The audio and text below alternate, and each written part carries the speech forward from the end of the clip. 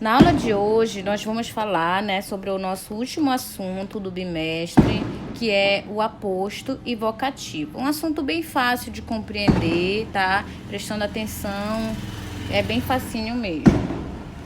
Bom, aposto. O aposto é uma palavra ou expressão que exerce uma função junto a um substantivo, pronome ou oração.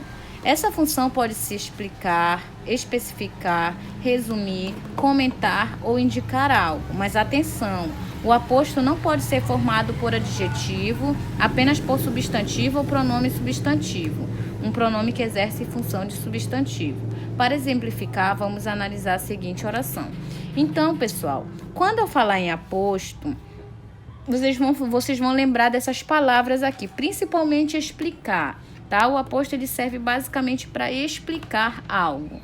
Mas ele pode também especificar, ele pode resumir e ele pode comentar ou indicar algo a mais, tá? Vamos ver aqui. Santos Dumont, o pai da aviação, foi um inventor genial. A expressão o pai da aviação é um aposto que exerce a função de explicar quem foi Santos Dumont. Então, como vocês podem perceber, esse termo, o pai da aviação, ele explica quem foi Santos Dumont. Por isso, ele é considerado um aposto. Percebam também outra característica fundamental do aposto, é que ele vem entre vírgulas, tá? E isso mostra que ele é um termo explicativo. Vamos analisar agora uma segunda oração. Santos Dumont, persistente e corajoso, foi um inventor genial. A mesma coisa aqui, olha. Mas percebam, cuidado aqui, olha, persistente e corajoso, tá? Nessa oração, os adjetivos persistente e corajoso já são adjetivos. Exerce a função de predicativo do sujeito, isto é, atribuir uma condição ou qualidade ao sujeito, no caso Santos Dumont. Então, não está explicando, está só atribuindo uma qualidade. Então, nesse caso, não é aposto. Assim, a oração 1 explica que o Santos Dumont, a que ela se refere, não é qualquer Santos Dumont, é o pai da aviação.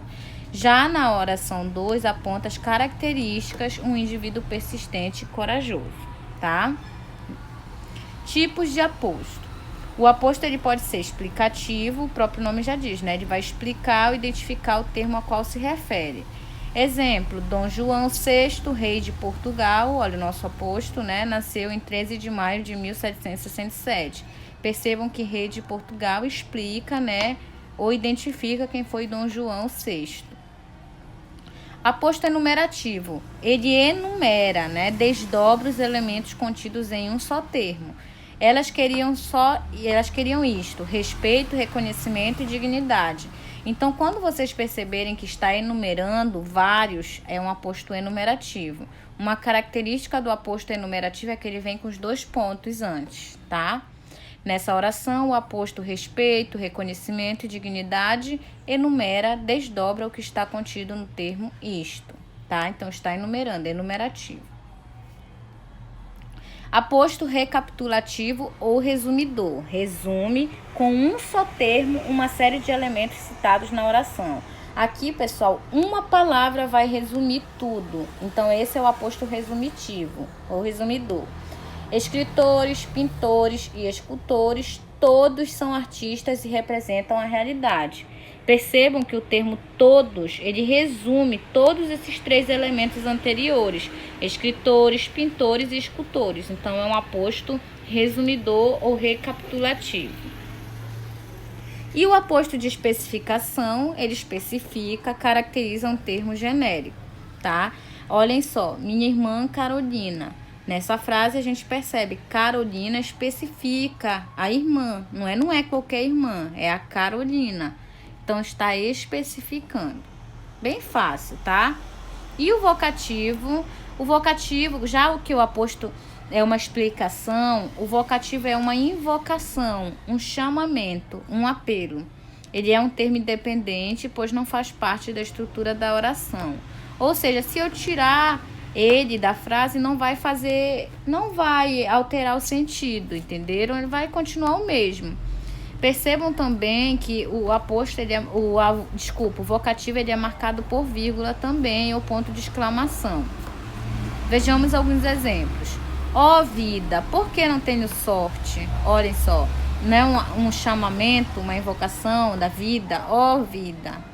Não pense, cara, que me esqueci daquele dia. Cara, aqui é um vocativo, está chamando, não está explicando. Lidiane, preciso que você me diga toda a verdade. A mesma coisa aqui, está chamando, né? Invocando um ser.